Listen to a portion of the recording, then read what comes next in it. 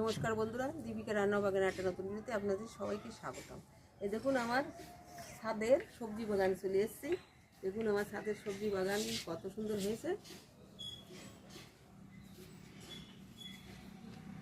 পুরোটা দেখুন।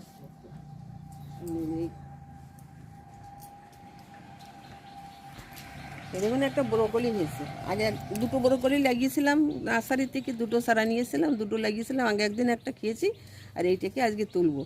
এই ব্রোকলিটা দিয়ে আমি একটা নতুন রেসিপি করব। কিভাবে ব্রোকলি দিয়ে নতুন রেসিপি করব ভিডিওটি আপনারা প্রথম থেকে শেষ অবধি দেখতে থাকুন। আমি এই ব্রোকলিটা কেটে নিচ্ছি কাঁচি দিয়ে। এই কাঁচিটা কিনেছি অনলাইন থেকে। ডাঁটাটা খুব শক্ত, ওর গুঁড়াটা। এই দেখুন বন্ধুরা, ব্রোকলিটা আমি কেটে নিয়েছি কাঁচি দিয়ে। কত নিয়েছে দেখুন, খুব সুন্দর হয়েছে ব্রোকলিটা। আর আগে একটাও খেয়েছি তো।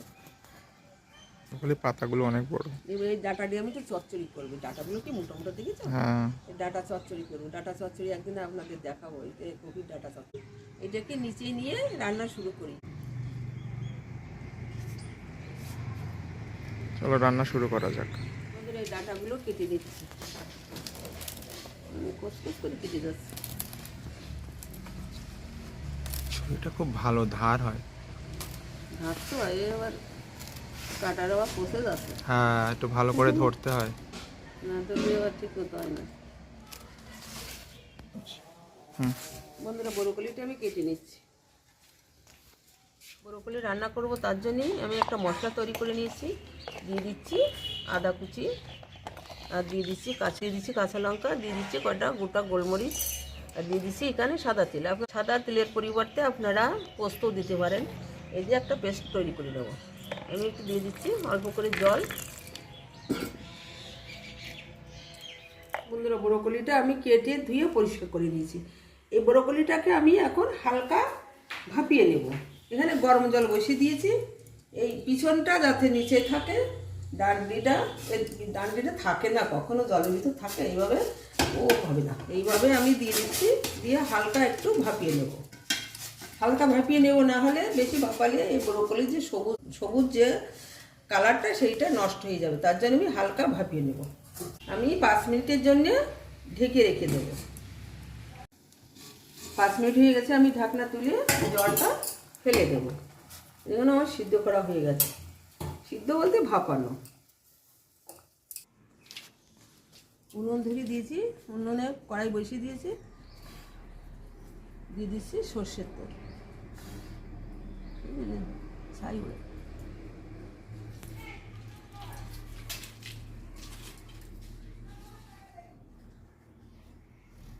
আমি আলুগুলো ডুমো ডুমো করে কেটে ধুয়ে পরিষ্কার করে নিয়েছি। আলুগুলো আগে ভেজে নেব।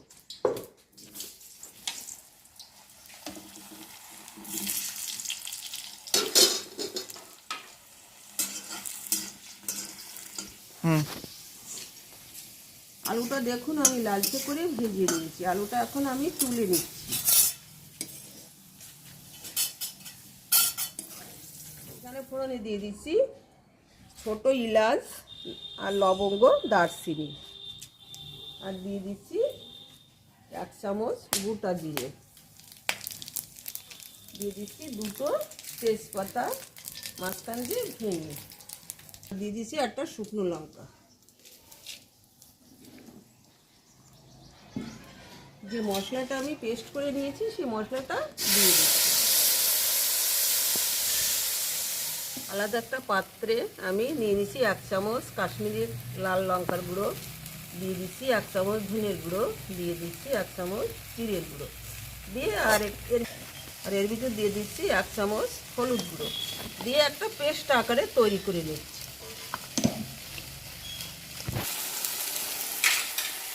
মশলা থেকে তেল ছেড়ে দিয়েছি। এবারে দিয়ে দিচ্ছি যে মশলাটা পরে তৈরি করেছি সেই মশলাটা আমি এর ভিতরে দিয়ে দিচ্ছি।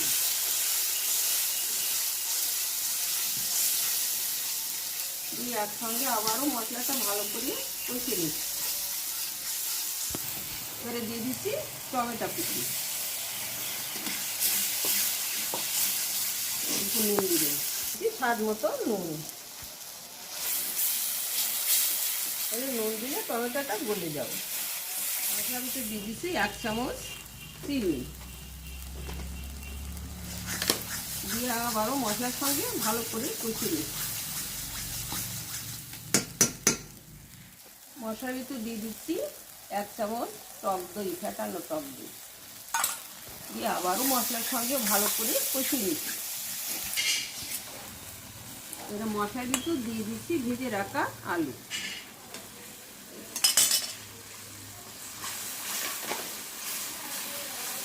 আলু দিয়ে মশলা দিয়ে আমি ভালো করে আবারও কষিয়ে নিচ্ছি।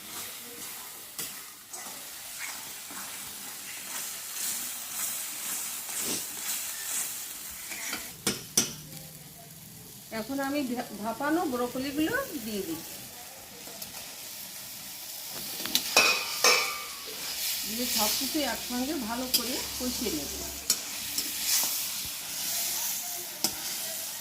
ব্রকলির সঙ্গে আলুর সঙ্গে দিয়ে ভালো করে কষিয়ে নেব। দেখতে তো সুন্দর হয়েছে, সবুজ সবুজ তার ভিতর হলুদ হলুদ, হ্যাঁ, আলুর একটা রং আছে। সুন্দর লাগছে। এখন আমি দিয়ে দিচ্ছি হালকা গরম জল,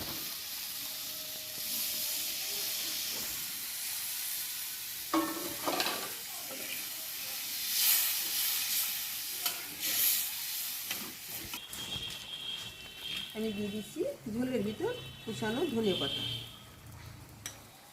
ভিতর দিয়ে দিচ্ছি 1 চামচ গরম মশলার গুঁড়ো, আর দিয়ে দিচ্ছি 1 চামচ ঘি। হয়ে গেছে, আমি এখন নামিয়ে নেব।